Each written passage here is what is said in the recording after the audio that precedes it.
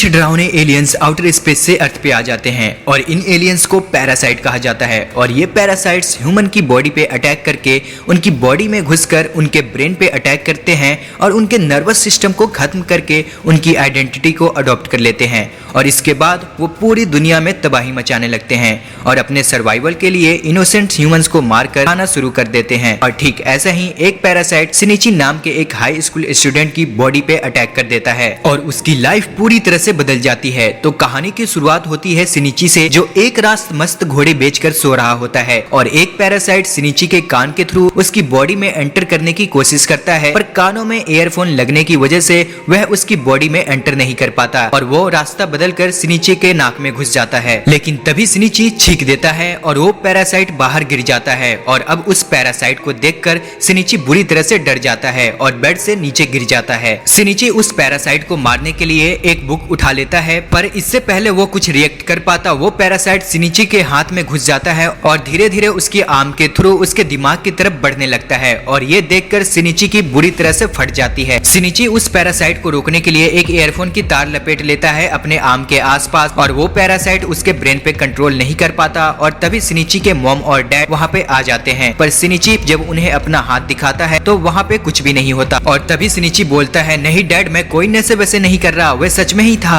अगले दिन सिनिची ब्रेकफास्ट करने के लिए नीचे आ जाता है और उसके डैड उससे पूछते हैं, और भाई सिनिची, क्या तुम्हें वो कीड़ा फिर से मिला क्या? और अब सिनिची जैसे ही अपनी कॉफी पीने लगता है उसे अपने टेबल पर एक स्पाइडर दिखाई देता है। उसे देखकर सिनिची बहुत ही डर जाता है और उसके डैड उससे कहते हैं, अरे कीड़ा ही तो है, पता नहीं तुम्हारा कीड़ों का डर कब जाएगा। और थोड़े ही देर बाद सिनिची अपने हाई स्कूल की तरफ निकल पड़ता है और पीछे से उसकी फ्रेंड रानो सिनिची को सरप्राइज करने का प्लान बनाती है। लेकिन जैसे ही वो उस पर अटैक करने लगती है, सिनिची उसी वक्त अपने राइट हैंड से उसके हाथ को पकड़ लेता है। तुम्हें पहले से ही पता चल गया था ना कि मैं तुम्हें पकड़ने वाली हूँ, देखो मुझसे झूठ मत बोलो। नहीं नहीं मुरानो, मुझे सच में ही कुछ पता नहीं था। और सिनिची गलती से मुरानो को टच कर देता है और मुरानो उसे एक जोरदार थप्पड़ मार के वहाँ से गुस्सा होकर चली जाती है। इसके बाद हम सिनिची के क्लासरूम के अंदर देखते हैं कि सिनिची एक रात पहले का सीन सोच रहा होता है, जब वो पैरासाइट उसकी बाजू में घुसने की कोशिश कर रहा था और सिनिची सोच रहा था क्या वो बग अभी भी मेरे राइट हैंड में ही है। और तभी वह अपने टीचर को अपने सामने खड़ा हुआ देखता है और उसके टीचर उसे क्लास से बाहर निकाल देते हैं। अब वापस घर की तरफ जाते वक्त सिनिची को एक छोटी बच्ची दिखाई देती है जो कि एक बॉल के साथ खेलते खेलते बीच सड़क पे आ गई और सिनिची देखता है कि सामने से एक गाड़ी उसकी तरफ ही आ रही होती है और अब उसकी जान बचाने के लिए सिनिची जल्दी से भागकर अपने राइट हैंड से ही उस गाड़ी को रोक देता है और उस बच्चे की जान बचा लेता है। पर उसे अपने हाथ पर एक आंख दिखाई देता है जिसे देखकर सिनिची बुरी तरह से डर जाता है और अब सिनिची जल्दी से अपने घर जाकर रूम को लॉक कर देता है और एक चाकू लेकर अपने राइट हैंड पे मारने की कोशिश करता है। और तभी सिनिची का राइट हैंड एक बोलने वाली डरावनी सी एलियन पैरासाइट जैसी चीज में ट्रांसफॉर्म हो जाता है और उसे देखकर सिनिची की बुरी तरह से फट जाती है और सिनिची उस पर अटैक करने की कोशिश करता है, लेकिन वो एलियन पैरासाइट बहुत ही आसानी से उसके इस अटैक को डॉज कर देता है। सिनिची उससे पूछता है, अबे तुम हो क्या आखिर? लेकिन तभी उसका हाथ सो जाता है। सिनिची नीचे डिनर करने के लिए आ जाता है और खाना खाते हुए मन ही मन सोचता है कि नहीं, मैं अपने मॉम और डैड को अपने राइट हैंड के बारे में नहीं बता सकता, उन्हें लगेगा कि मैं पागल हो गया हूँ। लगता है मुझे इसे सीक्रेट ही रखना होगा। अगली सुबह हम देखते हैं कि सिनिची का राइट हैंड इंग्लिश की बुक्स को पढ़ रहा होता है ताकि वह उसकी भाषा को सीख सके। सिनिची उससे पूछता है कि हाँ, तो तुमने बताया नहीं कि आखिर तुम हो क्या? और तभी पैरासाइट कहता है कि तुम्हारे प्लेनेट की बायोलॉजिकल बुक्स में भी मेरे बारे में कोई भी इंफॉर्मेशन नहीं दी हुई है, मुझे बस इतना पता है कि मैं तुम्हारे ब्रेन को कंट्रोल नहीं कर पाया। और ये सुनकर सिनिची कहता है कि क्या मेरा ब्रेन? क्या तुम फिर से मेरे ब्रेन पे अटैक तो नहीं करना चाहते? और वो एलियंस फिर उससे कहता है कि अगर ऐसा पॉसिबल होता तो मैं अभी तक ये कर चुका होता। और सिनिची, क्या मुसीबत है यार, और ये सब मेरे साथ ही क्यों हो रहा है? लगता है मुझे अपना हाथ कटवाने हॉस्पिटल जाना होगा। और वो एलियंस उससे कहता है कि अगर मेरी सलाह लो तो फायदे में रहोगे, तुम्हें हॉस्पिटल नहीं जाना होगा, वो हॉस्पिटल वाले तुम्हारा हाथ नहीं काटेंगे बल्कि तुम्हें एक लैबोरेट की तरह लैब में सजा कर रख देंगे और तुम पे बहुत सारी एक्सपेरिमेंट करेंगे और तुम्हारी लाइफ हमेशा के लिए बर्बाद हो जाएगी। और अब हमारे पास एक दूसरे के साथ कोऑपरेट कर जीने के अलावा और कोई ऑप्शन नहीं है और जब तक मैं सो रहा हूँ तुम अपना हाथ नॉर्मल यूज कर सकते हो और ये हम दोनों के लिए सही रहेगा। और थोड़ी ही देर बाद सिनिची ब्रेकफास्ट करने के लिए नीचे चले जाता है और उसके फादर फिर से एक कीड़े को उसे दिखाते हैं, पर इस बार शिनिची अपने हाथों से ही उस बग को पकड़कर खिड़की से बाहर फेंक देता है और उसे देखकर उसके मॉम और डैड हैरान रह जाते हैं। अब उस एलियन की बात न मानते हुए शिनिची पुलिस स्टेशन जाने का फैसला करता है और तभी वो एलियन फिर से एक्टिव हो जाता है और शिनिची से कहता है, शिनिची मुझे अपने ही टाइप का एक क्रिएचर सेंस हो रहा है। शिनिची उससे कहता है, क्या तुम्हें कैसे पता चला? वो पैरासाइट उससे बताता है कि हम लोग रेडियो वेव्स मीट करते हैं जिससे कि हम लोग एक दूसरे को पहचान सके। और वो शिनिची से कहता है कि वो पैरासाइट यहाँ से 200 मीटर की दूरी पर है, लेकिन रास्ते में चलते चलते शिनिची की फट जाती है और वो दूसरी तरफ भागने लगता है। लेकिन तभी वो पैरासाइट उसे रोक लेता है और उसे कहता है, उस क्रिएचर को मिलकर मुझे अपने बारे में बहुत सारी इन्फॉर्मेशन मिलेगी और ये हम दोनों के लिए बहुत ही जरूरी है, तो चलो मेरे साथ चुपचाप। शिनिची मान जाता है और थोड़ी देर चलने के बाद उस क्रिएचर के पास पहुंच जाते हैं जिसे वो पैरासाइट सेंस कर रहा होता है और वो लोग देखते हैं कि वो एक पैरासाइट डॉग होता है जो कि एक डॉग की लाश को खा रहा होता है। और शिनिची का राइट हैंड उसे कहता है कि भागो, इसकी टेंशन तुम्हें मारने की है, भागो यहाँ से, जल्दी भागो। वो दोनों वहाँ से भागने लगते हैं और वो दोनों एक जगह पर आकर रुक जाते हैं और वो पैरासाइट शिनिची से कहता है कि तैयार हो जाओ तुम, क्योंकि अगर तुम मर गए तो तुम्हारे साथ साथ मैं भी मर जाऊंगा। और तभी हम देखते हैं कि वो पैरासाइट डॉग उड़ता उड़ता उसकी तरफ आ ही रहा होता है। अब उस पैरासाइट डॉग और शिनिची के राइट हैंड में बहुत ही खतरनाक लड़ाई शुरू हो जाती है और शिनिची का राइट हैंड उस क्रिएचर का दिल उखाड़ लेता है और वो पैरासाइट तड़प तड़प कर मर जाता है। और शिनिची नोटिस करता है कि इस पैरासाइट में रत्ती भर भी सिंपैथी नहीं है और बहुत ही बेरहमी से उसे मार गिराया। इसके बाद हम एक लड़की को देखते हैं जिसे कुछ गुंडे छेड़ रहे होते हैं और तभी एक आदमी वहाँ पे आ जाता है और उस लड़की को उस गुंडों से बचा लेता है और उस लड़की से कहता है, आओ मैं तुम्हें घर तक छोड़ देता हूँ। अब वो दोनों उस लड़की के घर की तरफ जा रहे होते हैं और तभी पीछे से उन्हीं में से एक गुंडा उसके सर पे एक आयरन रॉड से हमला कर देता है और वो सभी लोग उसे घेर लेते हैं। वो आदमी उस गुंडों से कहता है कि मुझे नहीं लगता कि मेरा पेट तुम सबको डाइजेस्ट कर पाएगा, 4 लोग तो बहुत ही ज्यादा हो जाएंगे। ये सुनकर वो लड़की कहती है कि क्या तुम्हारा स्टमक? और तभी उस आदमी का सर 3 हिस्सों में डिवाइड हो जाता है और उन चारों को एक झटके में मार देता है और वो लड़की ये सब देखकर चिल्ला देती है इससे पहले कि वह उसका सर काट देता। अगले दिन हम शिनिची को देखते हैं जो कि अपने स्कूल की तरफ जा रहा होता है और वो पैरासाइट उससे पूछता है कि शिनिची क्या हुआ, तुम्हें पुलिस के पास नहीं जाना? अब शिनिची भी कहता है कि नहीं नहीं, अगर तुम्हारे बिना किसी पैरासाइट ने मुझ पे अटैक कर दिया तो मैं तो मर जाऊंगा।